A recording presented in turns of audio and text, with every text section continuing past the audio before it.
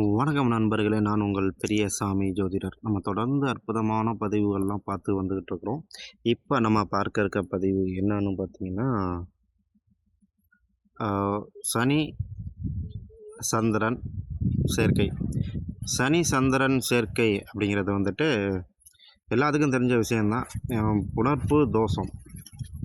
புணர்ப்பு தோஷம்னா எல்லாமே புணர்ப்பு தோஷமாக வேலை செய்யுமா அப்படிங்கிற கருத்து ஒன்று இருக்குது. அப்படி கிடையாது. சனி பலமாக இருந்தாவோ, அப்படி இல்லைன்னா சந்திரன் பலமாக இருந்தாவோ இது புணர்ப்பு கிடையாது. இன்னொரு ஜோதிட நூல்களில் என்ன சொல்கிறாங்கன்னா, 4, 6, 11 சனி சந்திரன் சேர்க்கை வந்து பெரிய அளவு வந்து வேலை செய்யாது என்பதையும் குறிப்பிட்டிருக்கார்கள். சரிங்களா? என்னுடைய கருத்து என்னென்னா, சனி சந்திரன் சேர்க்கை பெற்று ஏதேனும் ஒரு சுபகிரகங்கள் தொடர்பு இருந்ததுனாவோ, இல்லை அந்த வீட்டின் அதிபதி ஆட்சி உச்சமாக இருந்தாவோ அது புணர்ப்பு பெரிதாக வேலை செய்வதில்லை நான் பார்த்த அளவில்.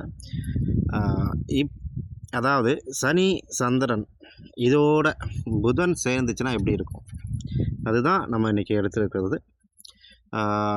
இதுக்கு வந்துட்டு ஜோதிட நூல்கள் பல வகையில் பாடல் வரிகளை கொடுத்துருக்காங்க. சந்திரா காவியம் அப்படிங்கிற புக்கு வந்துட்டு என்ன சொல்லுதுன்னா, அம்புலியும் பச்சையனோடு மந்தனும் கூடவே அப்படின்னு ஆரம்பிக்கும் அந்த பாடல். சரிங்களா? அதாவது சனி சந்திரன் புதன் இந்த 3 கிரகங்களும் ஒன்று கூடி நின்றால்,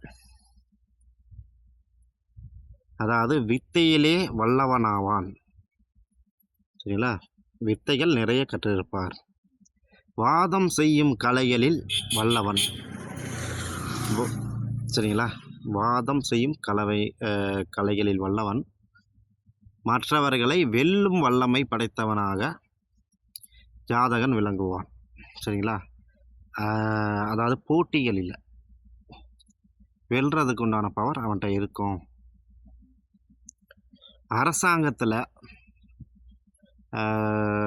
தளபதியாக இருந்தாலும் சரி, அரசாங்கத்தில் உள்ள ஒரு நல்ல ஒரு பொறுப்பில் இருக்கிறவராக இருப்பார்.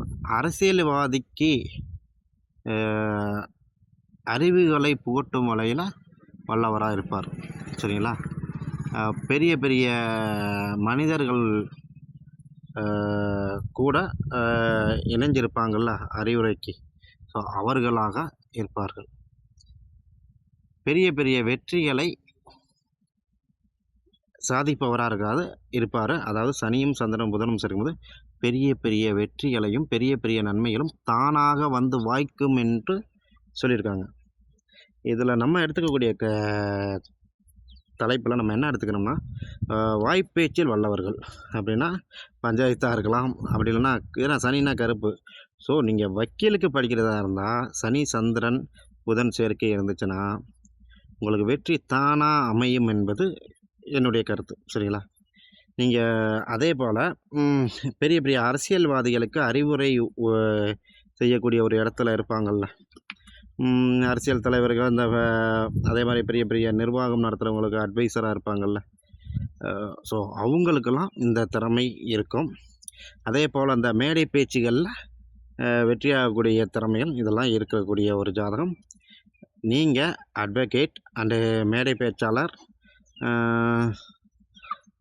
அரசியல்வாதிக்கு அறிவுரை கூறுறவர்களுக்கு இந்த மாதிரி சேர்க்கை நீங்கள் இருந்துச்சுன்னா இதை நீங்கள் தாராளமாக எடுக்கலாம். வெற்றி உங்கள் போட்டு இருக்கும். சரிங்களா? நம்பிக்கையோடு நீங்கள் அதை செய்யலாம். ஏன்னா இது வந்து சந்திரா காவியம் என்ற புக்கில் தெளிவாக கொடுத்துருக்காங்க.